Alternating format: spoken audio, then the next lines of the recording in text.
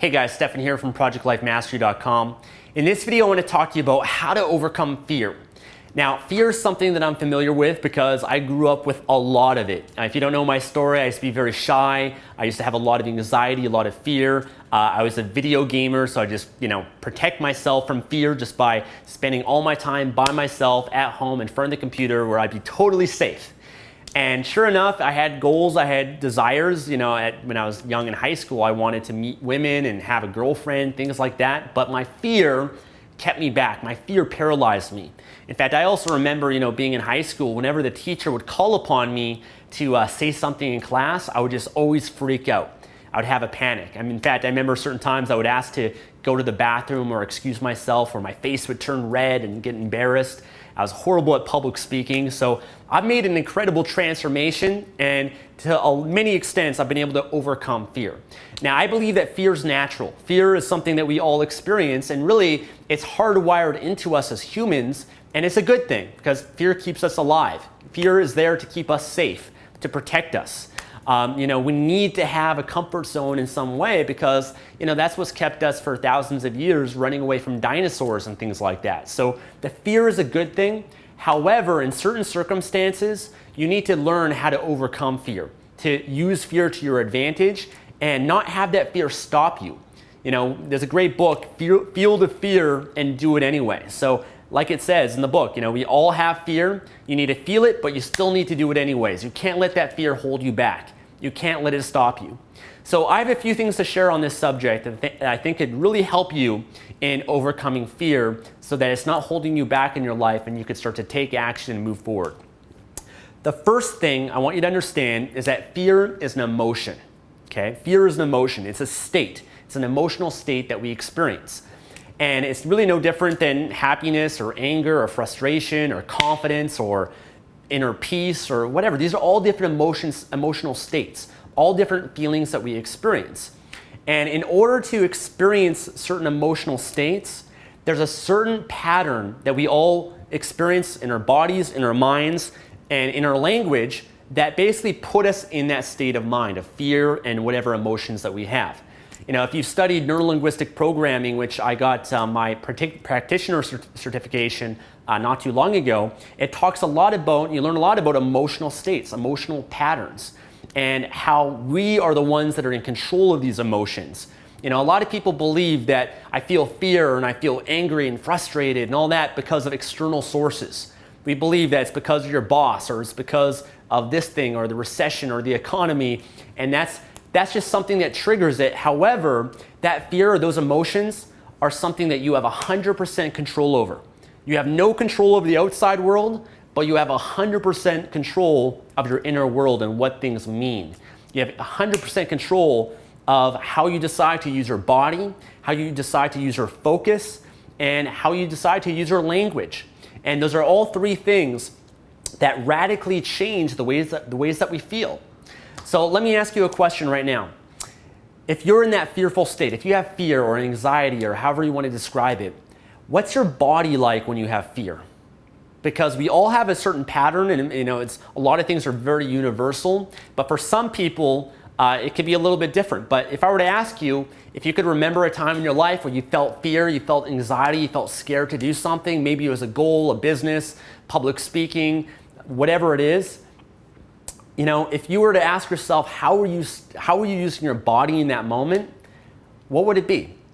My guess is that if you're fearful or you're scared, if you were to go back to that moment, your physiology might be slouched over. Maybe you'd be kind of more closed off in your body. Maybe your breathing would be very shallow. What would that expression be on your face? These are all things that affect how we feel. Now, you might think that sounds very simple, and it is, but how we use our body, our physiology, affects how we feel. Emotion is created by motion. And so, if you took any person that's scared or fearful, there's a certain physiology to them. There's a certain way they're using their body. Maybe they have tension in their body. Their shoulders are down. Their breathing is shallow. They're looking down. If I were to take myself when I was, young and shy, and you were to say to me, go talk to that girl over there, I would immediately go into a state of fear. And I'd be very shy, and I was very closed off, and I'd be looking down. I couldn't keep good eye contact. My voice would be quiet. There's a certain physiology to that. There's a physiology to the fear. So that's the first thing that I want you to look at, is how are you using your body when you are fearful, when you are scared. The second part is, what do you focus on? What do you have to think about that makes you feel fearful? Because I can almost guarantee that if you have a state of fear and you're accessing that emotion, it's because you're focusing on certain things that are making you feel that way. I'll just use the example of me, trying to talk to a girl when I was younger. So if you were to say, hey, go talk to that girl over there, and I'd be scared and fearful, what would I be focusing on? Well, she's probably not going to like me. I'm probably going to get rejected. It's not going to work out. I'm probably going to fail. I'm going to embarrass myself in front of everybody. She probably has a boyfriend. She's going to tell me to F off. I'd have all these thoughts going through my head, which is what I'm focusing on. The more that I focus on that, of it not working out and the worst case scenarios, the more fear I'm going to feel. Okay, does that make sense? So your focus is also another core component of what's going to determine how you feel. But not just your focus, but how you represent things to yourself in your mind.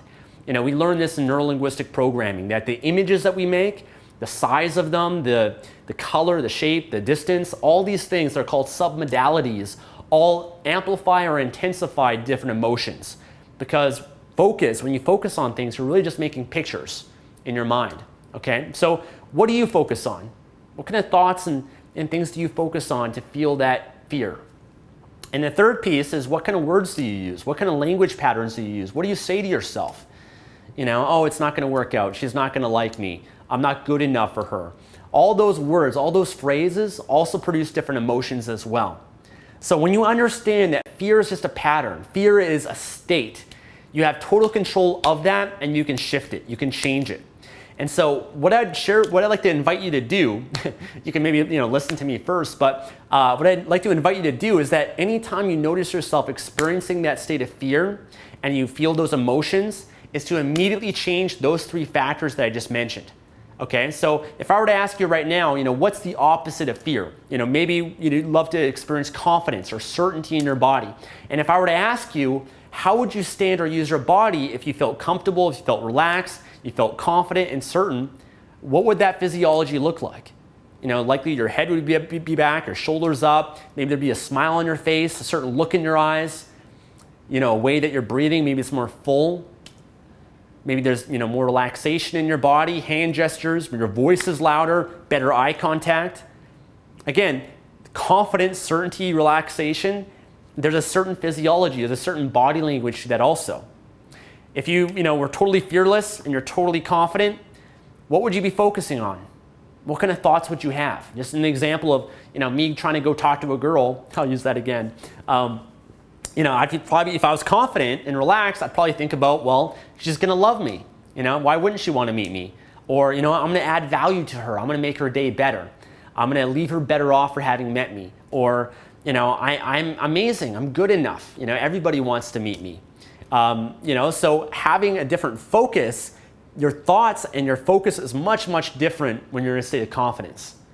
And the last piece, what kind of words, what kind of language? So if you're confident, what would you say to yourself? What kind of words or phrases would you use?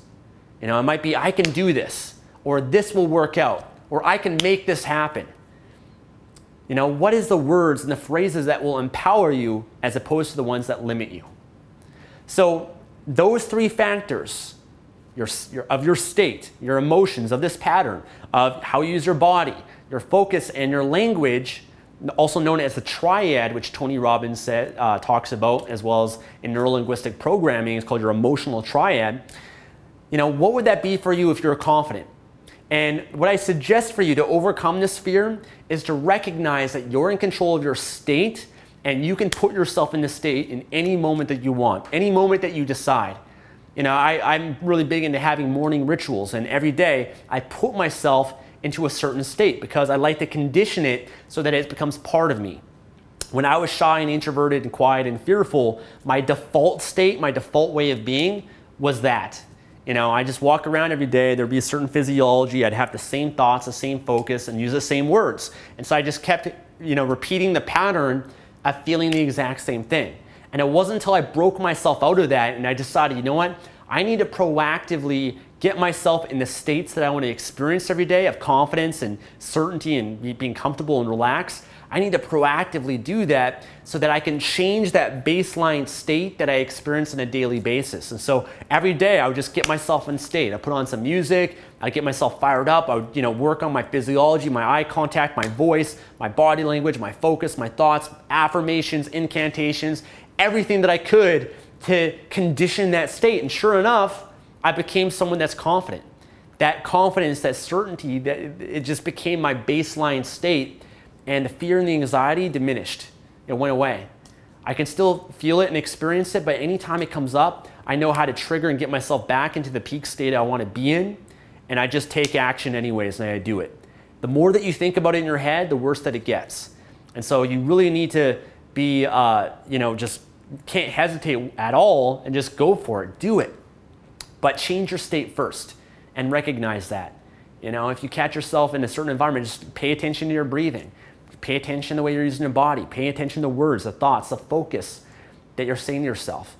And if you can do that, you'll be able to have full control over your emotions and have this fear, and you'll be able to use it to your advantage in order to get what you really want, to do whatever you want to do or experience whatever you want to experience in your life. So hopefully this video has been helpful for you. I want to thank you so much for watching. Please leave a comment below, like this video, and subscribe for more videos like this. Thank you so much. I'll talk to you soon.